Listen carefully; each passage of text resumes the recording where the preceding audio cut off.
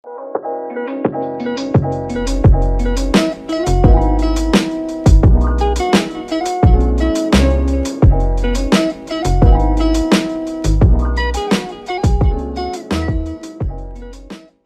welcome back to Tips of Financial Suit. Good to see everyone here again today.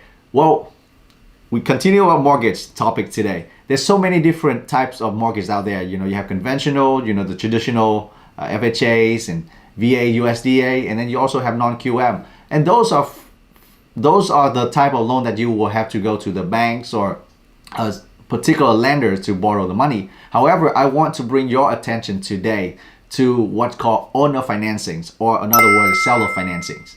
It is when the buyer's financing through the seller directly. You don't have to get the banks or the lender involved in this case, directly between the buyer and the seller. Well, first, let's talk about the pros and cons of owner financing for buyers, right? Because we are buying house first before we selling house. The pros for being a buyer when you obtaining owner financing is, first of all, if you are not qualifying for conventional loans or FHAs or anything that through the bank or the particular lenders, this might be one option that you can consider. The second pro is that with this type of financings, you can get it done pretty quickly. As long as the seller accepts your situations, you are good to go. Maybe a week, maybe less than a week, but it's not like 30 days like the conventional loan. The third one is cheaper closing. You might not have to do appraisals, title search, or anything extra to make sure the house be transferred over, so you're saving quite a few $1,000s on that cost. And the fourth one is flexible down payment. That again are agreeable between the buyer and the sellers. Whichever the down payment that they want you to put down and you're okay with that, that's the amount you go with. You don't have to follow some kind of guideline or minimum down payment for the properties. Okay. However, when there's a pros, there's a cons. So what are the downside of utilizing owner financing as the buyer? One of the most important things is interest. If you go with owner financing, you will have to pay high interest, and it's set by the seller. It doesn't have to follow certain guidelines to keep the interest low. Whatever the seller wants to give, and if you're okay with it to buy the house, then you have to go with that interest rate. Well, of course, the second con is will be approved by the seller.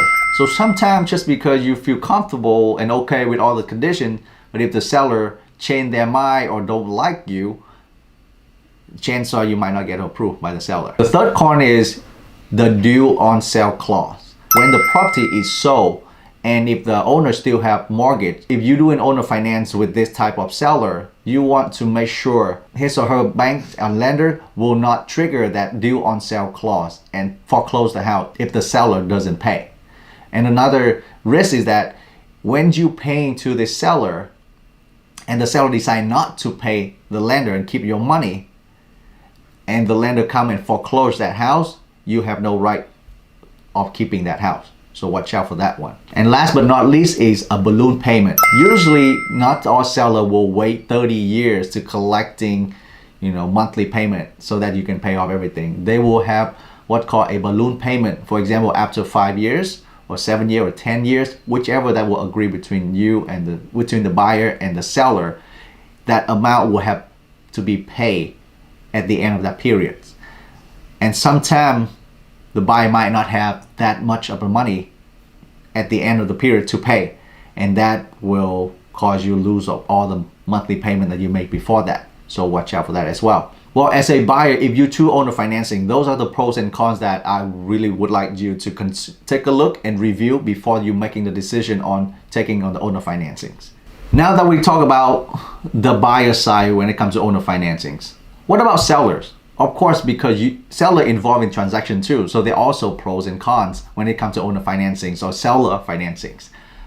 Well, of course, the first pros of being seller of this owner financing is you can sell the property as is. You don't have to fix it up. You don't have to go through appraisals and to make sure the house is valued. Whatever the agreeable amount between the buyer and the sellers, that's the value you're going to sell the house for. and the condition you sell the house for. The second pro is this could be a good investment opportunities.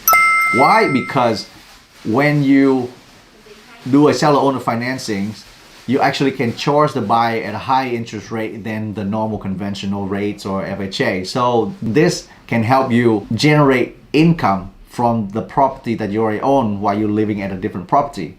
It could be considered rental properties while during that seller financing period. So the third pro is the lump sum option. What does that mean? Meaning during the time of seller financing, if you have met another investor who interested in buying that note from you, you can sell it for a lump sum amount of money and transfer that seller financing note to the new investor and continue on with your other investment properties. Okay. The fourth one is you still have the ownership to the house.